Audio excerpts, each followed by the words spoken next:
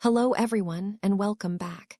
Tonight, we're going to explore something that might change the way you think about yourself. Get comfortable, relax, and let's drift into a fascinating journey about the nature of identity, memory, and the beautiful complexity of who you are. Close your eyes if you'd like and consider this question. Who are you?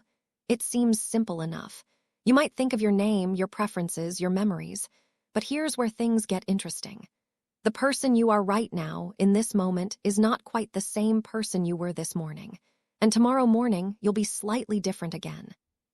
This isn't poetry or philosophy, though it touches both. This is neuroscience, psychology, and biology converging on a profound truth. You are not one fixed person.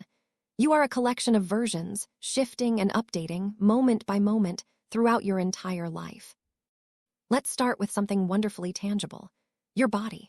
Right now, as you listen to these words, your body is quietly replacing itself. Your skin cells are regenerating, cycling through completely every few weeks. The cells lining your stomach renew themselves every few days. Even your skeleton, which seems so permanent and solid, is constantly remodeling itself, with old bone dissolved and new bone laid down by specialized cells working in the darkness beneath your skin. In fact, most of the atoms that make up your body today weren't there a year ago. You are literally made of different matter than you were last year. The carbon, the hydrogen, the oxygen, the nitrogen, all cycling through in this beautiful dance of renewal. You eat, you breathe, you drink, and in doing so, you incorporate new atoms into your being while releasing others back into the world. This creates an interesting puzzle. If the matter that composes you is constantly changing, what makes you, you? The ancient Greeks pondered this with the ship of Theseus paradox. If you replace every plank of a ship, one by one, is it still the same ship? And what about you? If nearly every atom in your body is replaced over time, are you still the same person?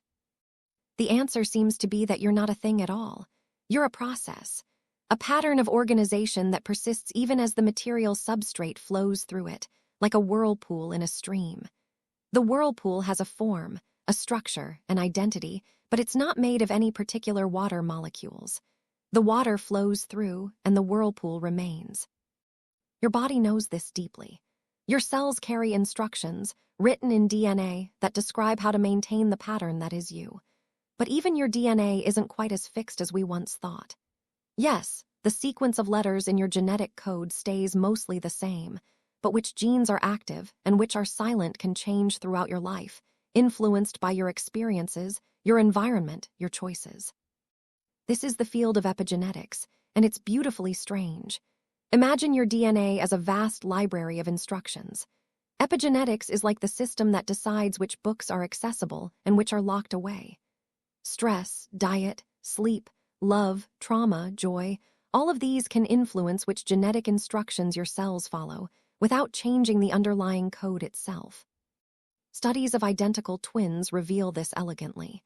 Twins start with the same DNA, the same genetic library. But as they live separate lives, their epigenetic patterns diverge. By the time they are elderly, their active genes can be quite different, even though their DNA sequences remain nearly identical. They are, in a sense, different versions of the same biological starting point. Now let's drift into the realm of memory, because this is where the idea of multiple versions becomes even more intriguing. You probably think of your memories as recordings, like videos stored in your brain that you can play back when needed. But neuroscience tells us something far more interesting and somewhat unsettling. Every time you remember something, you're not playing back a recording. You're reconstructing it. Your brain doesn't store memories in one place like files on a hard drive. Instead, a memory is distributed across networks of neurons throughout your brain. When you recall a memory, these networks activate, and your brain pieces together a version of the past from fragments. Visual details from one area, emotions from another, the sense of sequence and time from yet another. Here's where it gets really interesting. Each time you recall a memory, you're not just accessing it, you're rewriting it. The act of remembering makes the memory temporarily unstable, and when it's stored again, it can be modified. Details can shift. Emotions can change.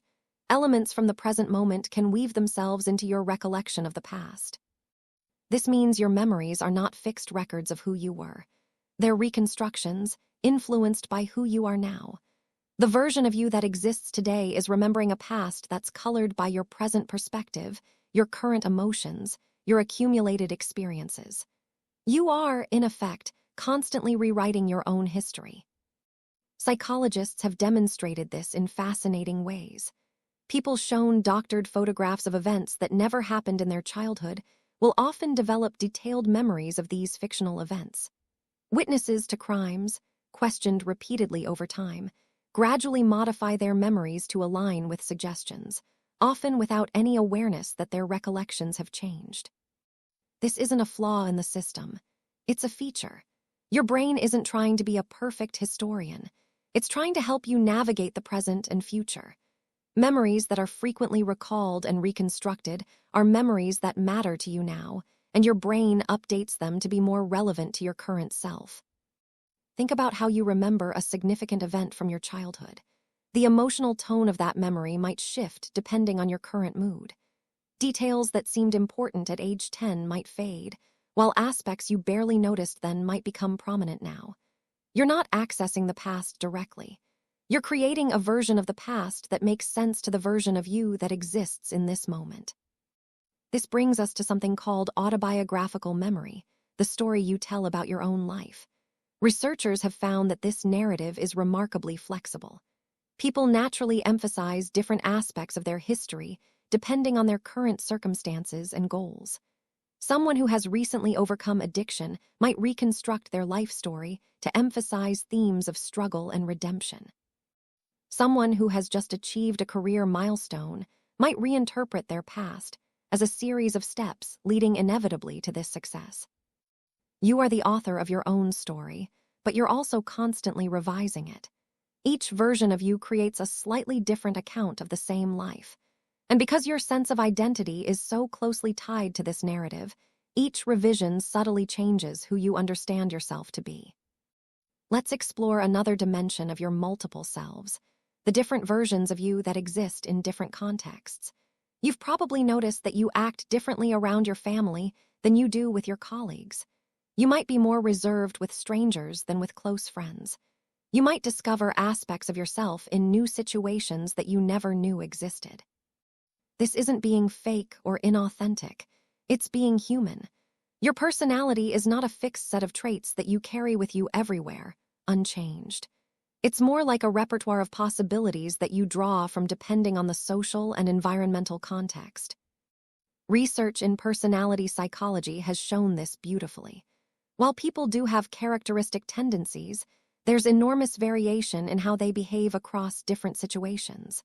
Someone who is introverted at work might be quite outgoing at a family gathering.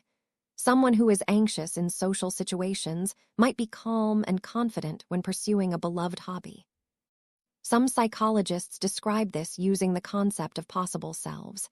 These are versions of you that could exist under different circumstances. The person you might become, the person you're afraid of becoming, the person you're striving to become. These possible selves influence your current behavior, pulling you toward some futures and pushing you away from others. There are also the selves that exist in the minds of other people. The version of you that your mother knows is different from the version your best friend knows, which is different from the version your coworkers know. Each person who knows you has constructed their own model of who you are, based on their interactions with you and filtered through their own perceptions and expectations. Interestingly, these external versions of you can influence who you become. Social psychologists have documented how people tend to become the version of themselves that others expect.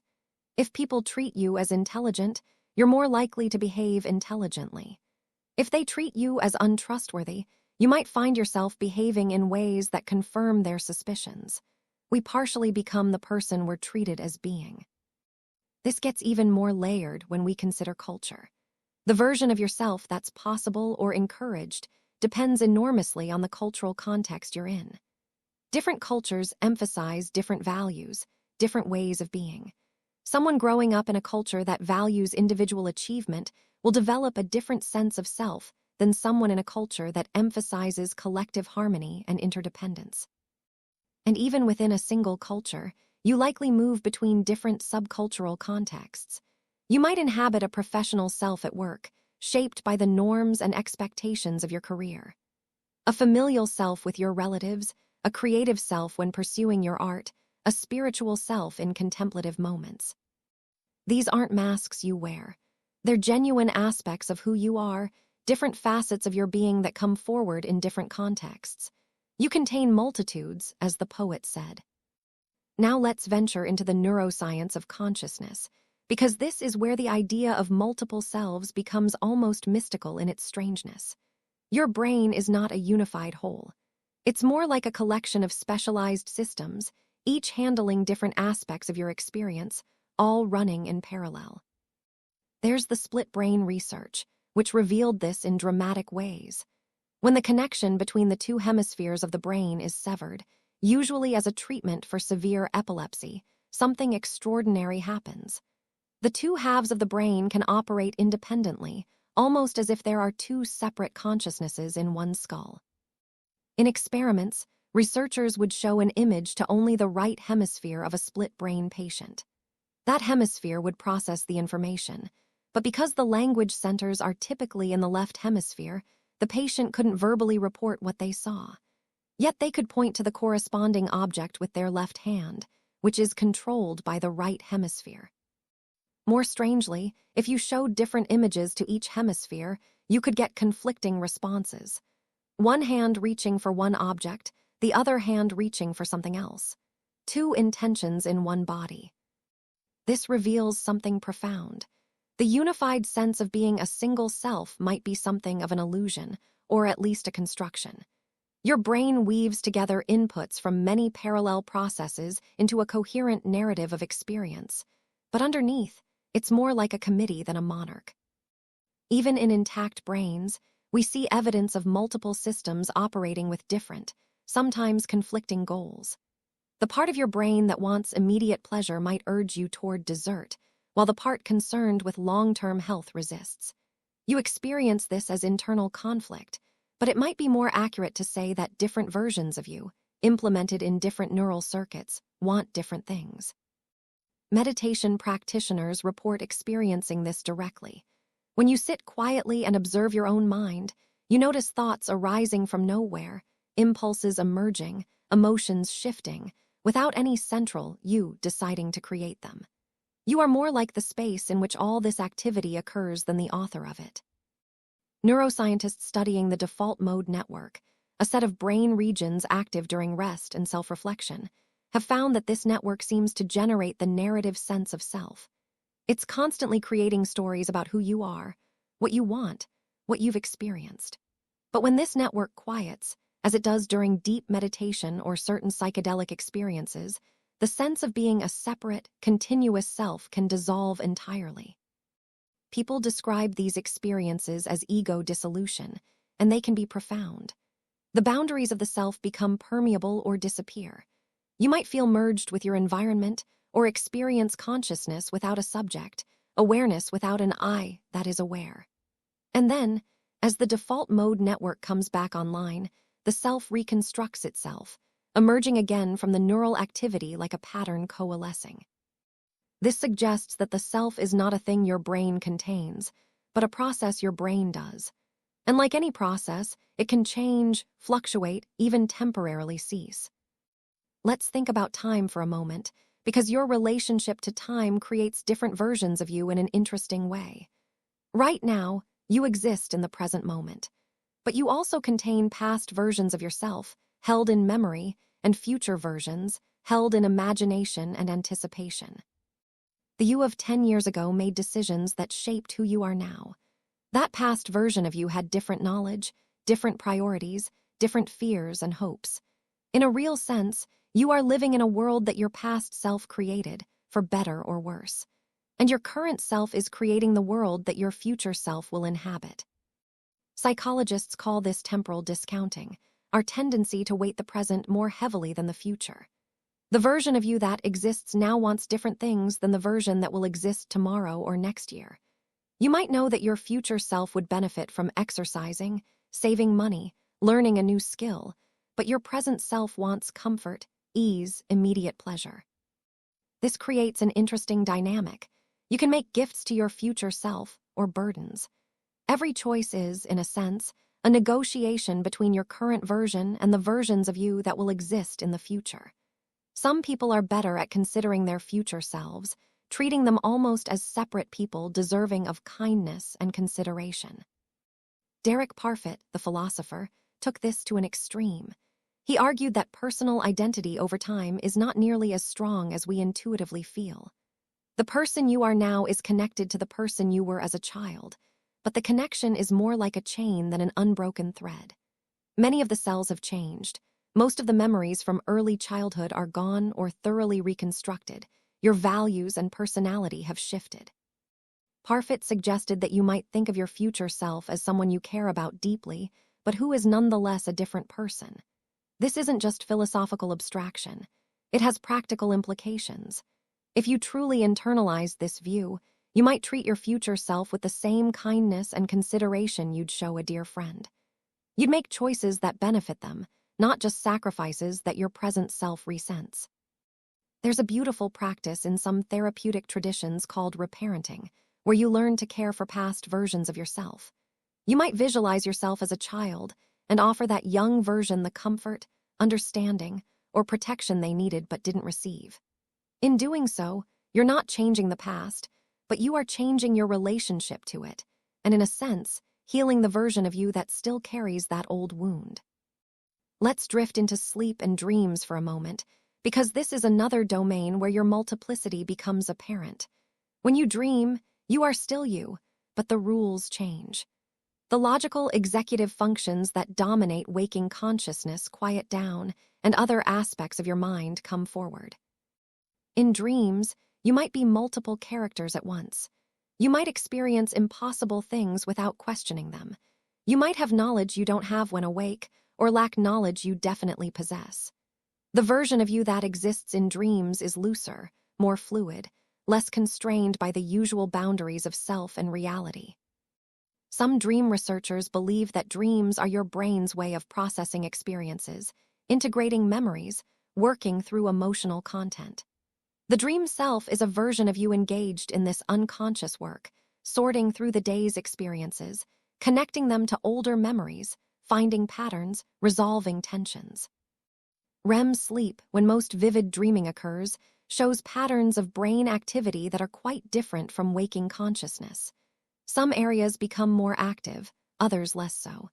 It's almost as if different neural coalitions take charge, creating a different mode of being. And then there's the strange territory of lucid dreams, where you become aware that you're dreaming while still in the dream. In this state, some of your waking executive function comes back online, but you're still in the dream world. You're a hybrid version of yourself, part waking, part dreaming, able to observe and sometimes control the dream while experiencing it. This brings us to an interesting question. Which version is the real you? The waking self, the dreaming self, the self that emerges in crisis, the self that exists in moments of deep joy or profound grief. Perhaps they're all real, all authentic expressions of the complex system that is you. The question might not be which is real, but how they all fit together, how they influence each other, how the whole emerges from the interaction of all these different modes and contexts. Developmental psychology gives us another perspective on the collection of selves. You've been many different people throughout your development. The infant you were had a kind of consciousness, but probably not self-awareness in the way you experience it now. Somewhere around 18 months to 2 years, human children begin to recognize themselves in mirrors, the beginning of reflective self-awareness.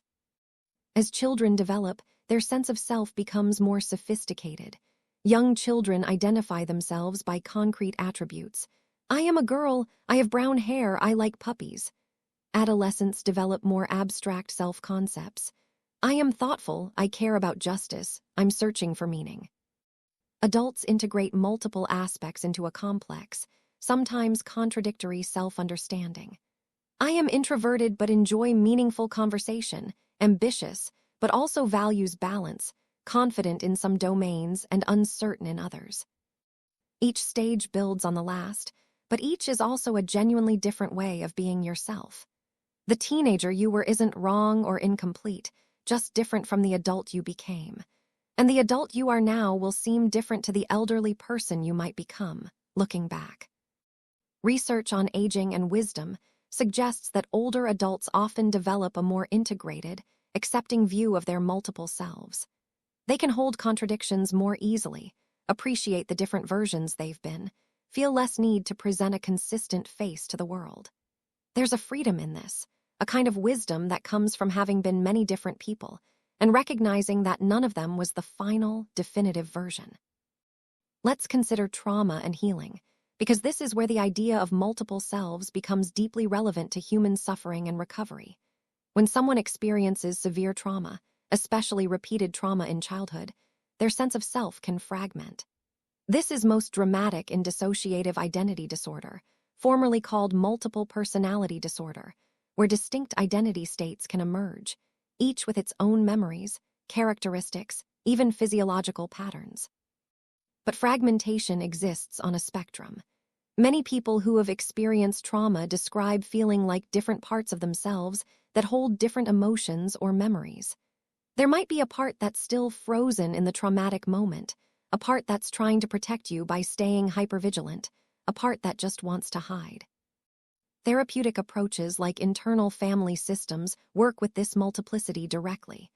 Instead of trying to forge all the parts into one unified self, the therapy helps different parts communicate, understand each other, work together. The goal isn't integration in the sense of elimination, but integration in the sense of harmony, different aspects of yourself cooperating rather than conflicting.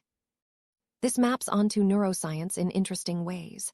Trauma affects different brain systems differently. It can hypersensitize the amygdala, making you more reactive to threat.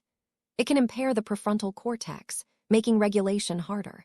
It can fragment memories, so they're stored differently than non-traumatic memories, sometimes without the normal contextual information that tells you this is past, not present.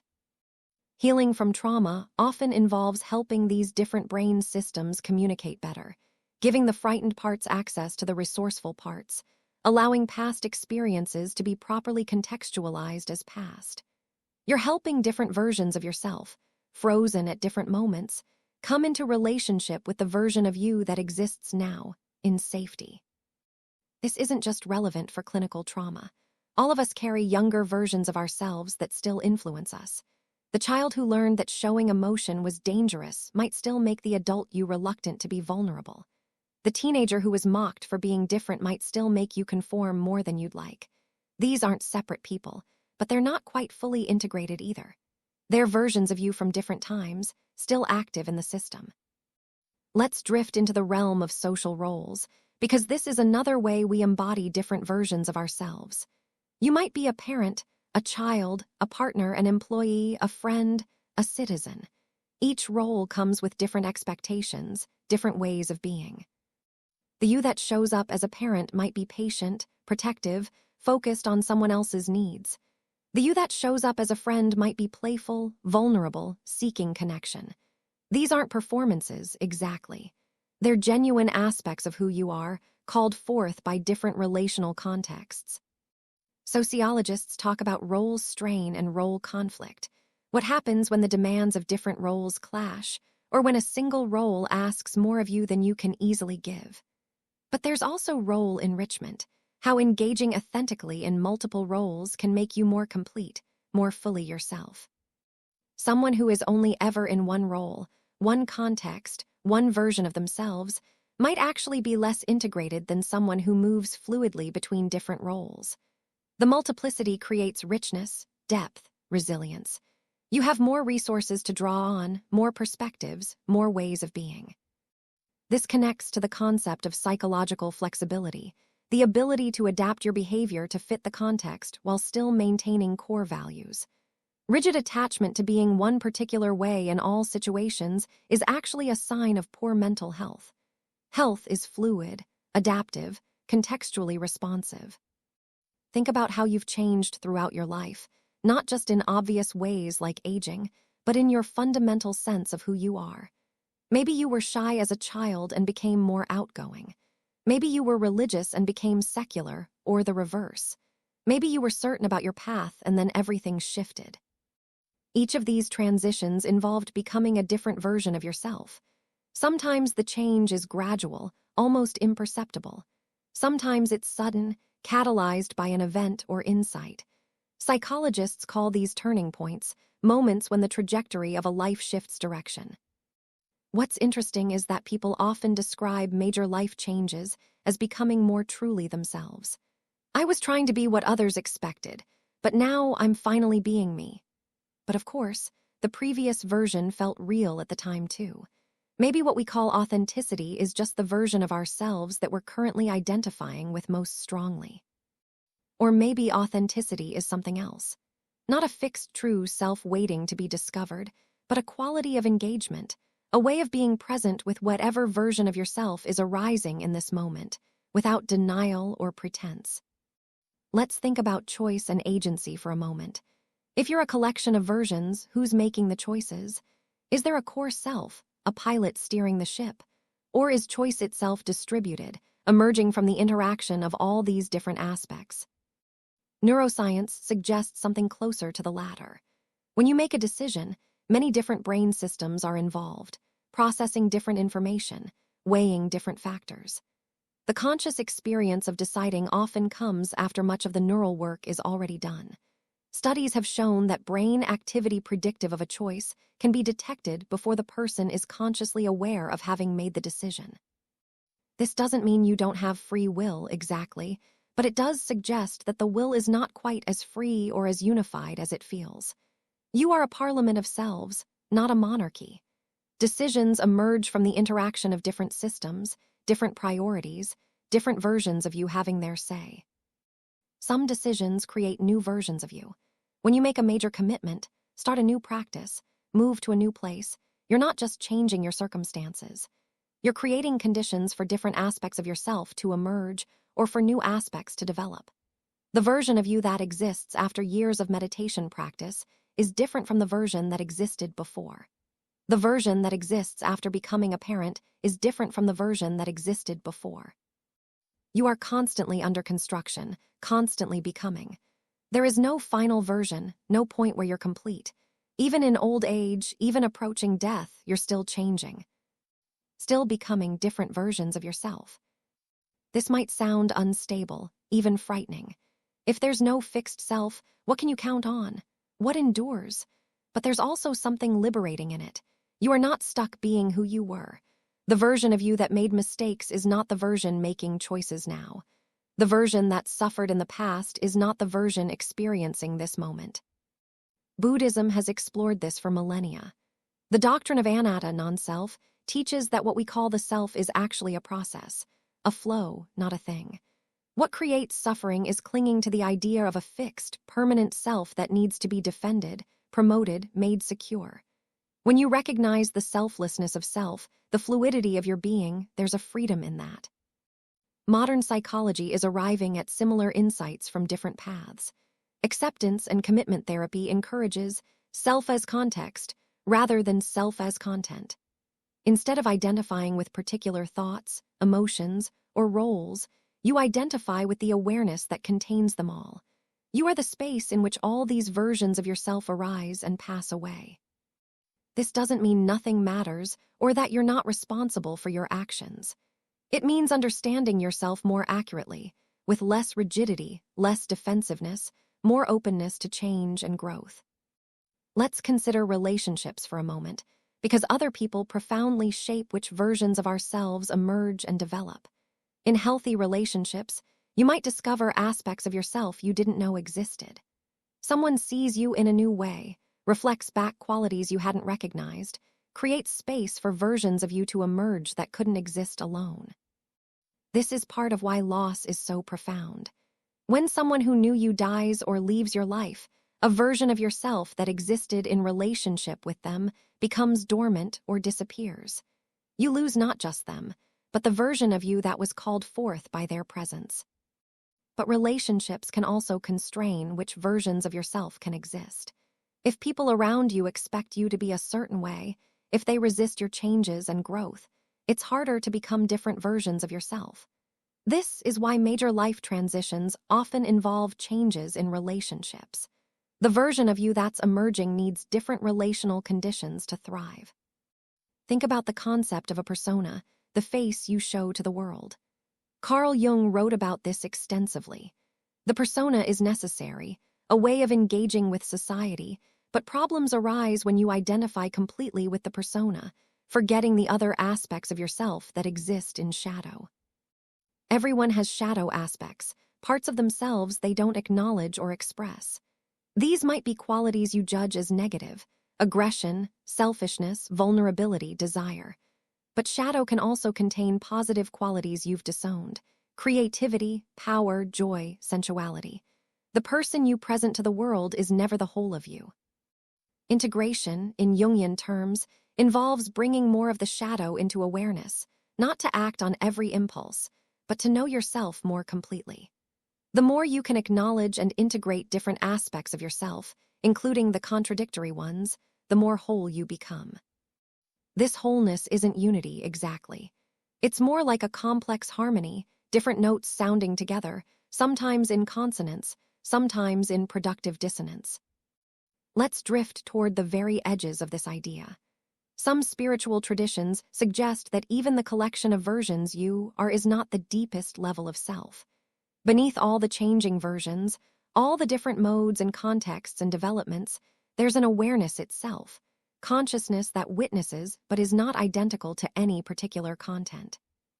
This is the observer, the witness, the awareness in which all experience arises. It's not a version of you. It's not any particular state or quality. It's the knowing itself, the presence that's been continuous throughout all your changes. Some people have experiences of this in meditation, in nature, in moments of profound presence. The sense of being a separate self drops away, but experience continues. They're seeing without a seer, knowing without a knower, being without being any particular thing. Whether this points to something metaphysically real or is itself another brain state, another mode your neural system can enter, is perhaps unanswerable. But the experience itself is real for those who have it, and it profoundly shifts how they understand the question of who they are. From this perspective, all the versions of yourself are like clouds passing through the sky. The clouds are real, they have effects, they matter. But you are also the sky itself, the space in which all these clouds arise and dissolve. This doesn't invalidate the multiplicity. The clouds are still clouds. The different versions of you are still versions of you. But it adds another dimension, another way of relating to the whole question of identity. As we come toward a close, let's gather these threads together gently. You are not one person. You are a collection of versions existing across time, across contexts, across different modes of consciousness and being. Your body is constantly renewing itself. Your brain is a parliament of specialized systems. Your memories are reconstructions, updated with each recall. Your personality shifts with situation and relationship. You contain past versions, present versions, possible future versions, versions that exist in dream and imagination. This multiplicity is not a problem to be solved. It's the nature of being human, perhaps the nature of being alive. A river is not less real for flowing, for being different water in each moment. A flame is not less real for dancing and changing. You are not less yourself for being many versions. There's a freedom in recognizing this. You are not bound by who you were. The version of you that struggled is not the only version. The version that succeeded is not the final version. You are a process of becoming, and that process doesn't end until you do. There's also responsibility in this. You are creating the versions of yourself that will exist in the future. Your choices now shape who you will be tomorrow, next year, in old age. You can make gifts to your future self or burdens. You can tend to the younger versions that still live in you, offering them the understanding they need. And there's compassion in this understanding. When you see that everyone is a collection of versions, not a fixed self, it's easier to hold people's contradictions gently. The version of someone that hurt you might not be the version that exists now. The version of yourself that you're ashamed of is one cloud passing through a vast sky. In the end, perhaps the question isn't, who am I? But who am I being in this moment?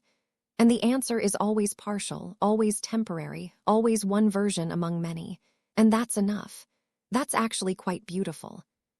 As you drift toward sleep tonight, you might consider all the versions of yourself that have brought you to this moment.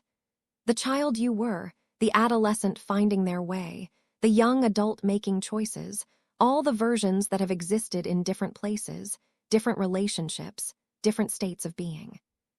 They're all still here, in a way, held in your body's memory, in the neural patterns of your brain, in the stories you tell, in the habits and wounds and strengths you carry. You are their continuation, and you contain them. And tomorrow, you'll wake up as another version, slightly different, shaped by tonight's sleep, tomorrow's experiences, the endless process of becoming that is life itself. Rest well in the knowledge that you are not fixed, not finished, not limited to any single version of yourself. You are a beautiful, complex, ever-changing collection of possibilities, and that is exactly as it should be. Sweet dreams.